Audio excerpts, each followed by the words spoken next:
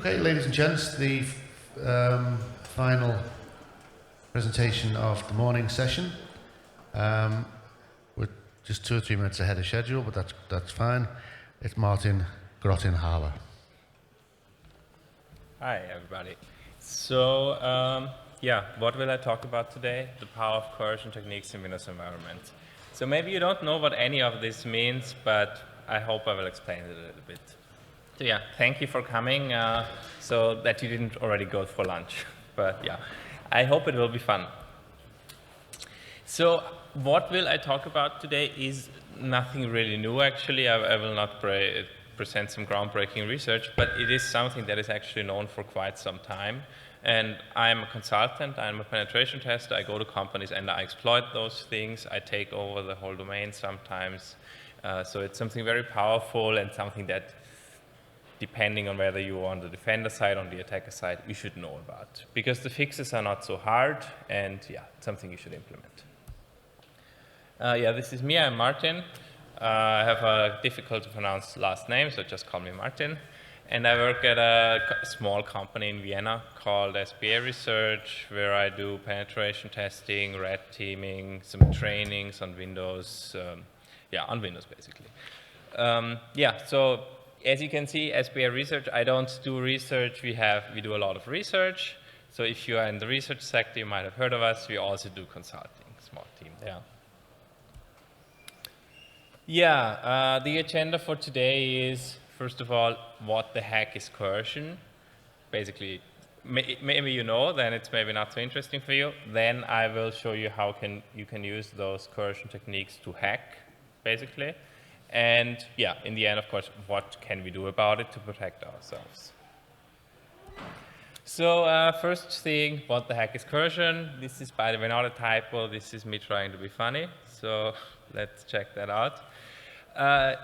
So first of all, I'm not a native English speaker, so I had to look it up. What does that actually mean? Coercion means basically you force or threat. You force somebody to do something. Doesn't really work with computers. You cannot be like, do this or I will plug you out. But still, this is how it's called. In Windows, it works a little bit differently. So generally, the easiest way is, this is us here, the attacker. And we have basically 2 computers here. In our case, it's a domain controller and a server. And what you can do with coercion, you can go to the domain controller here and tell it, hey, domain controller, connect to this server there. And the domain controller is like, okay, fine, I will do that. That doesn't sound so interesting so far. You can, go one step further. And in this case, now we tell the domain controller, hey, connect back to me. And we can relay this authentication to another machine, like to the server down here. The server will see, this is an authentication by the domain controller because we relate this, and will be like, oh, welcome domain controller. Maybe the domain controller has some privileges there. More on this later. But how does this actually work? Because this is very abstract. Let me show you a few of the techniques, because there are many. These are really just a few of them. I think there are like at least 3 more that I know of. The most interesting one will be actually this one, PetitPotam, little hippo in French. And this works like this. So it's something that was discovered by this French guy, Lionel Schill, in 2021.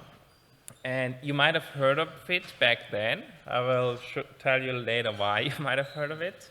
And you can find it here on GitHub. It's quite easy to understand. It's a Python script, 300 lines of code.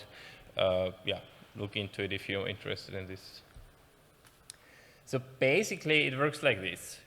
It works through this encrypting file system remote protocol, which basically is just used to tell a computer, hey, there is an encrypted file, and this is on a different server. So you can understand, I go to the domain control in our example and tell it, okay, server 1 has a fun file.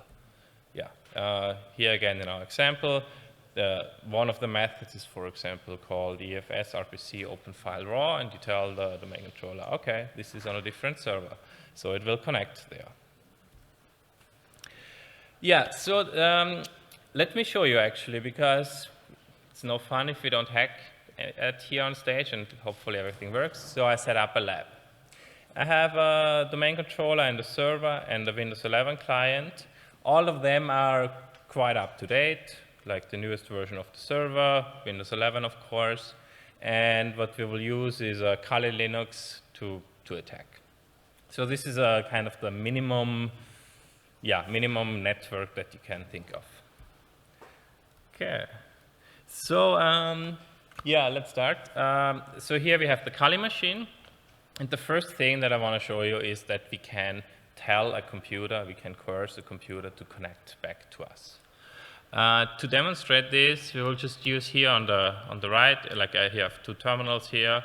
Here we'll just use responder. Responder is just a tool that responds to stuff. So this will basically just print if a connection is made to our machine.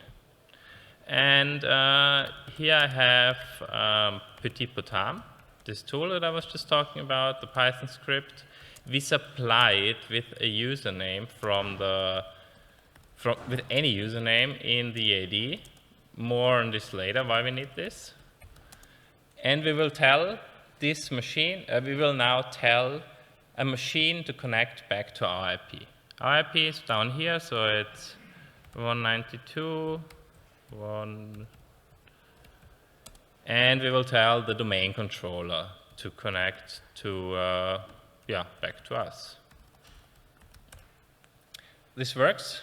You can see here it worked, and you can also see here we captured a hash. So the domain controller authenticated to our machine, and we have now an net and TLM v2 authentication by the domain controller, which, like, if you know this more in detail, let me show you. It's not so interesting, but I mean it sounds quite cool. We have a hash from the domain controller. The thing is, the domain controller is a machine account in a Windows Active Directory, so it has an extremely long password. Generally, we would be able to crack the password, but in this case, it's practically impossible to crack. But the cool thing about net and TLM, or bad thing, depending on where you stand, we can relay this authentication. This is something that I will show in the next chapter, but yeah, then we will relay this and we'll try to get local admin somewhere. Yeah, but you might now tell me, but Martin, what you're telling us, it's old news. PetitPotam 2021, you Google it, it was fixed. Or maybe you find this article from 2022 telling us PetitPotam has been fixed. Like it is so often with those vulnerabilities, they were fixed once, twice. They are not really fixed. It's a little bit complicated. Let me summarize this. So if you, for example, look in the source code of the PetitPotam Python script, you can use 14 RPC methods. Microsoft fixed one of them. So we can still use 13 others. So this doesn't really hinder us at all because we can just not use the default one anymore. We just use one of the others. The other thing is we need credentials now. Like you have seen it, I put some user, some password, something weak in the Active Directory, anything basically, but we now need credentials. In the past, you didn't need anything, you needed a network connection, which is not so hard to obtain because you will have users with very weak credentials, at least one. You only need one. It's a little bit more complicated, but that's possible. So there is. Yeah, let me also tell you this. There is a countermeasure, but it's nothing official. You can find it here on Twitter by Benjamin Delpy, the guy who also developed Mimikatz. But this comes with a few problems. Some services won't work anymore. And actually, in the end, I will present countermeasures which are a little bit more easier to implement, maybe. Yeah, sorry. So, what now? This will not be fixed. I think Microsoft didn't publicly state, but they don't really work on this anymore. It's a feature now. We can use this in penetration tests and attacks and so on. And what we should focus on is to implement countermeasures on the impact, which we will see later. Because so far, not much has happened. There's another fun coercion technique that I want to go a little bit into detail. This is print debug. And there is, again, some confusion going on here if I talk to admins. We have print debug, but print debug is not print nightmare. It's something completely different. And this often gets confused because admins tell me, but we fixed print debug. And I tell them, no, you fixed, maybe, not always, print nightmare. And this is something different. So print debug is extremely old in the IT world, maybe. It's from, like, it was discovered in 2018 and is one of the oldest coercion techniques. And spoiler alert, still works in a default Windows environment. Yeah, it's also not fixed. So this just uses a different protocol, basically. It uses this print system remote protocol, and this means the printer servers needs to be available for this to be exploited. And this is the thing where print nightmare comes into play. You might have heard of this print nightmare. It was quite big, but it is a vulnerability in the print spooler service, and it's about elevation of privileges and remote code execution. So it has nothing to do with this print debug, but the thing is, easiest mitigation is to just remove this print spooler. Who needs a print spooler? I don't know why people actually thought it's a good idea to have a printer spooler running on the domain controller. Anyhow, this is the easiest fix, so this is what many people did. So nowadays we have those two coercion techniques that normally work, especially PetitPotam works in most cases, print debug sometimes does, sometimes doesn't. But still won't be fixed by Microsoft as far as I know, maybe sometimes in the future. Yeah, there are some others. I have them here just a little bit to show you that there are really many. There's Shadow Curse. This one has actually been patched, kind of. DFS Curse is another one. This one only works against domain controllers, but still works. So just for you to see, there are many. It will be complicated to fix all of them. Yeah, by the way, if you don't care so much about what you use, you can also use this Coercion tool on, it's on GitHub. It basically just tries all of them that they know. So it's a little bit of, a tool that you can try if you don't care what happens in the background. Yeah, so let's summarize this up. There are many techniques and they are here to stay. Like, they won't be fixed. You can maybe apply some some mitigations, but that's it. There is no patch that you can just install. But we have seen we have a hash from a machine account, but this doesn't really help us. We cannot crack it. So this will be our next step, where we will use those techniques to actually attack systems. Yeah, so let's summarize it. We can coerce a computer to connect to anywhere where we want it to. It will use the machine account, and this has theoretically Active Directory privileges attached. It will then authenticate using net and TLM, which in our case cannot be cracked, but it can be relayed. There are many things. This is the cool thing about those coercion techniques. There are many things that you can exploit with those, and most probably also many that we do not even know about yet. ADCS, Active Directory Certificate Service, I will have an example because this was a huge vulnerability in 2021, and I will show a few more that are a little bit less well known, and there are others that we will sadly not have time today. So the first thing, Active Directory Certificate Service. In 2022 or 2021, I think, those two guys from SpectreOps, Phil Schroeder and Lee Christensen, released a paper, Certified Pre-Owned, on Active Directory Certificate Service. So basically this service that you have in your Active Directory to give certificates to computers, for example. It's quite a cool paper, very long, very detailed. It will give you a lot of insights. But the important vulnerability here is ESC8, the escalation of privileges, the 8th one, I think. And The longer title is NTLM relate to this ADCS HTTP endpoint, which is something we can exploit using coercion techniques. In the example, I think they use PetitPotam, but you can use whatever works. So how does this work? Just for you to understand how we can use this to exploit something. So again, we have our attacker, we have a domain controller here, and we coerce this domain controller to connect back to us. Then again, we relay this. And in this case, we have a nice relay target, because this is always the interesting. Where can you relay to? Where does it make sense?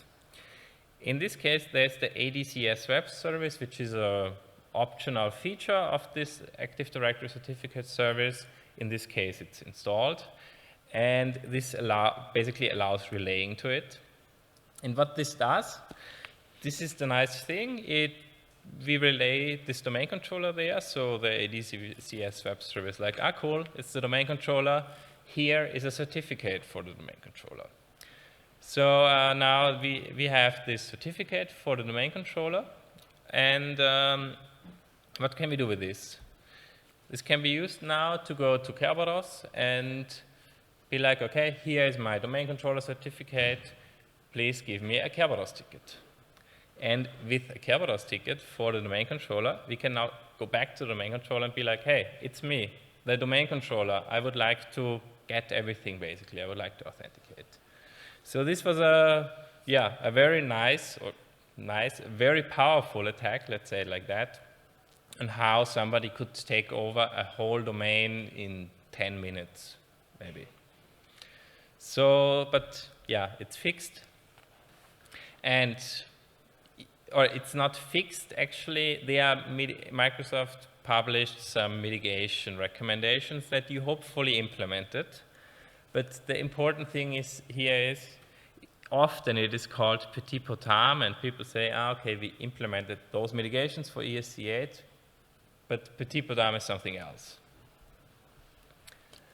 So just to summarize it quickly, this PetitPotam is not this ESC8. PetitPotam is not fixed. We have seen it still works. And yeah, look into this paper, implement those mitigations. This is quite important, because if you don't have this, you will be a very easy target. Yeah, but let's go into something that you cannot find all over the internet.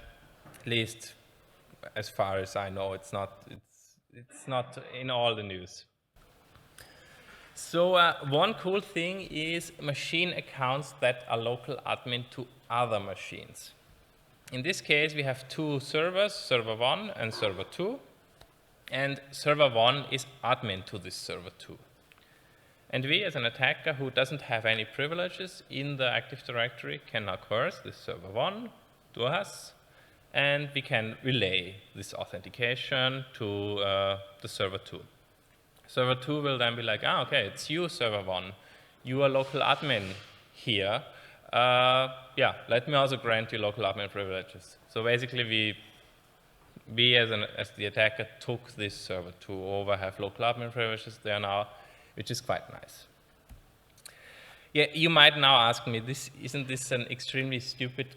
I asked the same when I first saw this. Isn't this an extremely stupid configuration? Like, who would configure anything like this? Why would you configure a machine to be admin to another machine? This doesn't make any sense. And the answer is quite simple.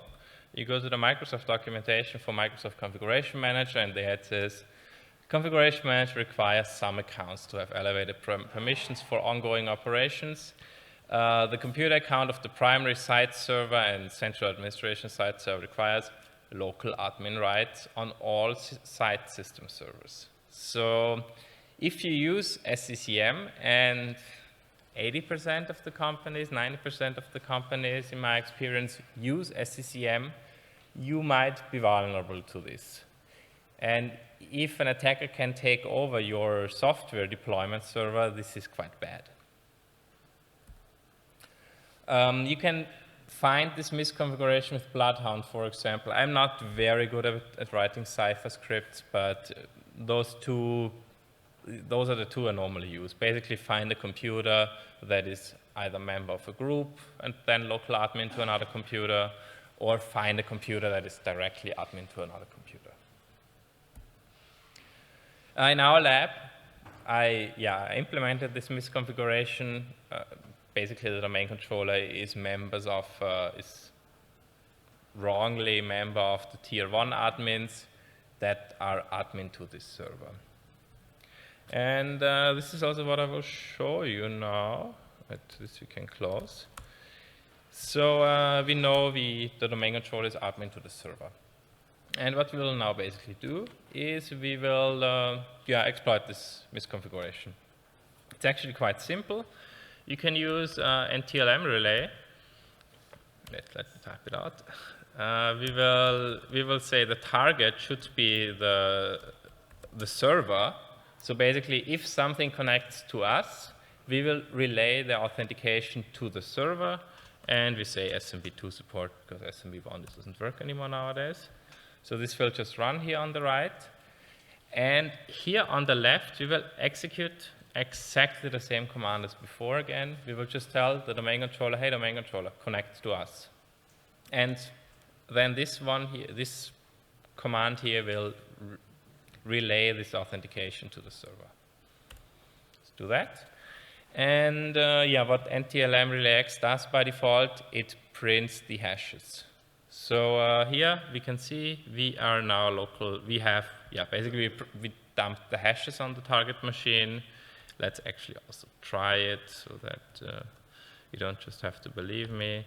Let's do WMI with this hash, administrator at server.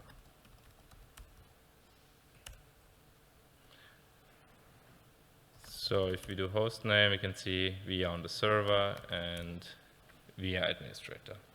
So this is quite cool. We had it took us 2 commands to take over 1 server.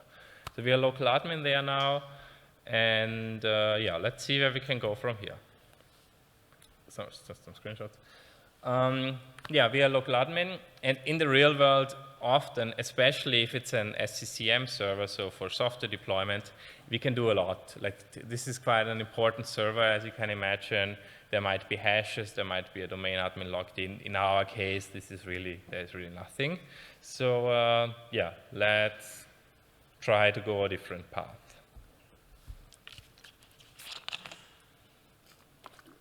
So another interesting thing in Windows environments, it's a little bit complicated, we would need another talk on this, but let me quickly explain, is Kerberos delegation. Kerberos delegation works like this. So Kerberos is this protocol which is used in Windows for authentication, or one of the protocols. And basically we have a web server here. Web server runs a web application and users connect to this web application. In the background, there is a database server for this web application. And Kerberos delegation can help us here. This web server is configured for Kerberos delegation to, basically this means that this web server can act as this user that is connecting on the database server and then just get the information from the database server as this user, which makes it stuff a little bit simpler. Problem here is this is not, this web server could also connect to the domain controller as this user. And for example, if a domain admin is logging into this web server, it can act as the domain admin on the domain controller, which is of course quite bad. One thing is, so if an attacker would be able to take over this web server, they would only have to wait for a domain admin to connect and then hijack this connection to connect to the domain controller and take it over, basically. So the cool thing here is, for us at least, the cool thing is Kerberos delegation also works with machine accounts, so we don't have to wait for a domain admin to connect. We can also delegate the domain controller, for example, which works like this. it's actually quite simple. So again, we as the attacker tell the domain controller, hey domain controller, connect to this system which has unconstrained delegation enabled. It will connect there using Kerberos.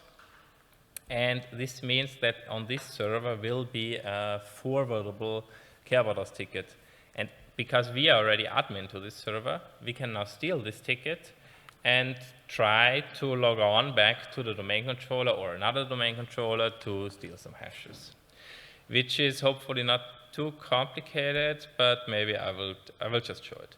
So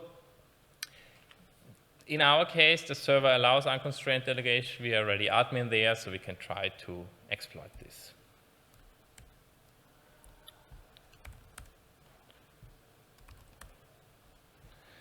So what will we do? So we can now log on to this server. We have a hash of an administrator, and we can use crackmap_exec. I don't know if it's actually not called crackmap_exec anymore, which is very good because nobody can pronounce this. But you can use crackmap_exec or the newer version to connect to this server and dump the local hashes. Similar to what we did before, just that we now dump the whole process and we can work with this. We will use this administrator. I will just copy this from the history. And we can use nanodump to copy this hash, to dump the else process, which stores the hashes and the tickets. And here on the left, before we do this, we have to coerce the domain controller to connect to there so that there are tickets on this on this server. So we will use the same command as before, just that this time we will coerce the domain controller to connect to the server.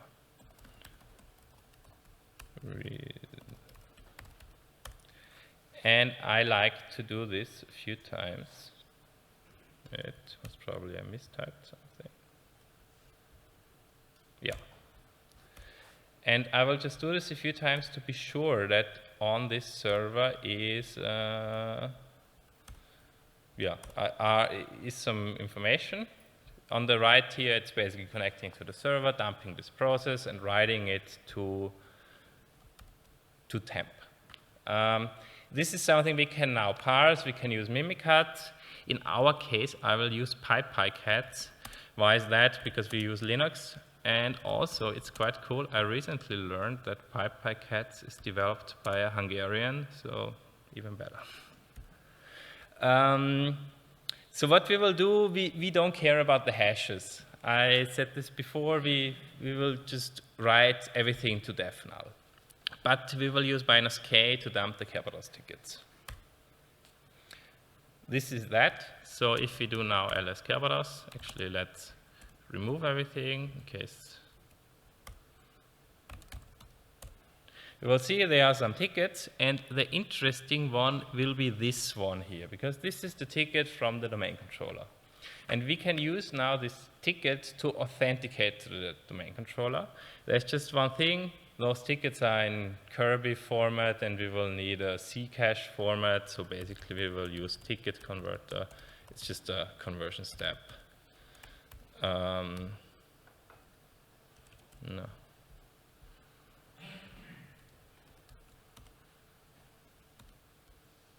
Okay, Kerberos.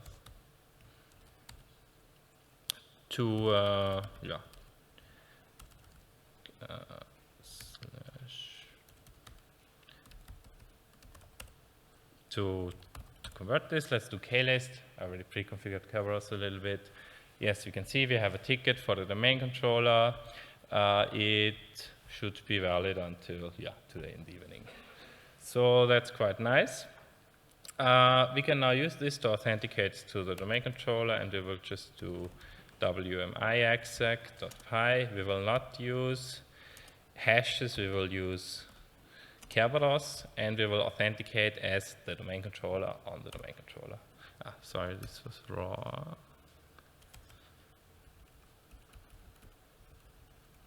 No, we will use secret stamp, sorry, this is it. We will use secret stamp to basically just dump the KRB hash, which can be used to then basically take over the whole system because it can be used to craft arbitrary Kerberos tickets. So this works, and with this, we are domain admin. We can now craft tickets for anything and can take everything over. And as an added bonus, it's also quite hard or it's not super straightforward for the domain admins to get us out of the system anymore. If they change all the passwords, we can still create tickets. So they would have to change this password here twice to really kick us out. So this is quite nice. I think it took us like 30 minutes to take over this domain, which is quite good, of course. There was we knew already how to do it, but still. So the solution for this Kerberos delegation now is quite simple. You should never use unconstrained delegation. This is basically means that this web server can delegate to everywhere. You should use constrained delegation, which means you have a whitelist here, which says this server is only allowed to delegate to this specific server here, meaning that it will not be allowed to delegate up there. And there are some other solutions, like if you look it up on the internet, solutions for unconstrained delegation, you might also find those two things. This account is sensitive and cannot be delegated, or the protected user security group. They have the same impact on Kerberos delegation. Those are extremely good measures that you should implement, but they are not applicable in our case. Those are, you can see protected user security group doesn't make much sense to put a domain controller in there. Most probably it breaks everything. I invite you to try, but don't blame me if everything breaks. But yeah, this is something you should implement, but in our case, only constrained delegations helps, as far as I know at least.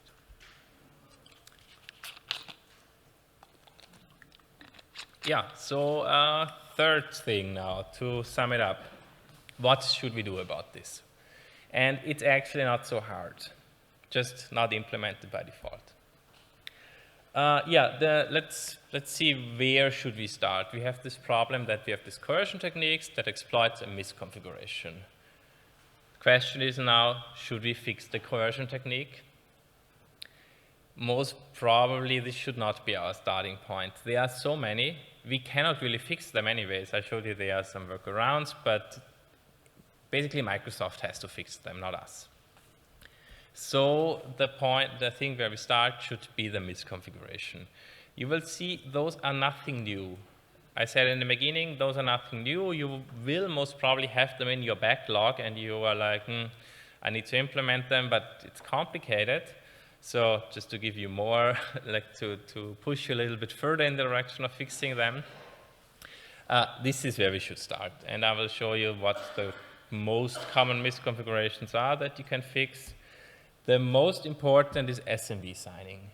Many companies do not yet have SMB signing enabled on all servers and also clients. The thing is, if you have SMB signing enabled, it's not possible anymore to relay authentication to this system. So this makes our whole attack chain, this cripples our whole attack chain a little bit. And this is something you should definitely enable. I know there are some legacy systems and so on, it's always legacy systems. But really look into this, enable this, especially on SCCM, especially on servers where local admin, like machines are local admin. Didn't talk about this, but LDAP signing and channel binding is another thing that you should enable in your Active Directory, of course. Also, if you have a Linux LDAP, same thing. These are things that help you against man-in-the-middle attacks. About unconstrained delegation, I already talked. Just again, use constrained delegation. This is quite important. And of course, keep the list short. If you allow a machine to constrain to nearly every other, to delegate to nearly every other system, of course, this will also not help you much.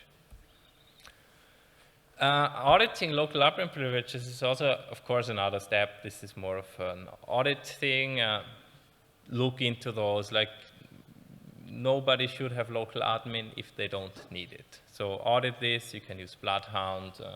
This is, of course, quite important. I think also with the new NIS2, if it's the same in Hungary, you will also have a problem if you have too many local admins. Network segregation, I don't think we will have to talk about this anymore. I think network segregation is something we should have implemented since 20 years, but it's complicated. But yeah, this is something that helps a lot. If I'm in a company that has a well-defined network segregation, everything gets extremely complicated to attack. So try to implement this, it's quite useful. And yeah, I was saying those are not new measures that I'm talking about. Those are all old. SMB signing was introduced with Windows Server 98. Most of them are nearly 20 years old, or are 20 years old. The only thing that is a little bit newer is LDAP channel binding, but the most important are anyways SMB signing, constraint delegation. Implement those. Yeah, let's summarize it. We already waited for Microsoft to fix coercion for quite some time. I mean, Printerbug is 6 years old now. We have now waited some more, 6 years.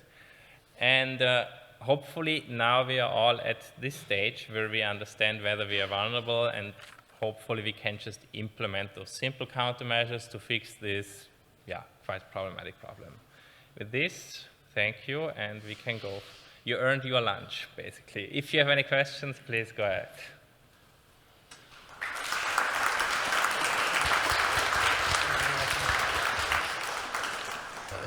Thanks to Martin. Do we have any questions from the floor for Martin at this time? Actually, we have a question from remote.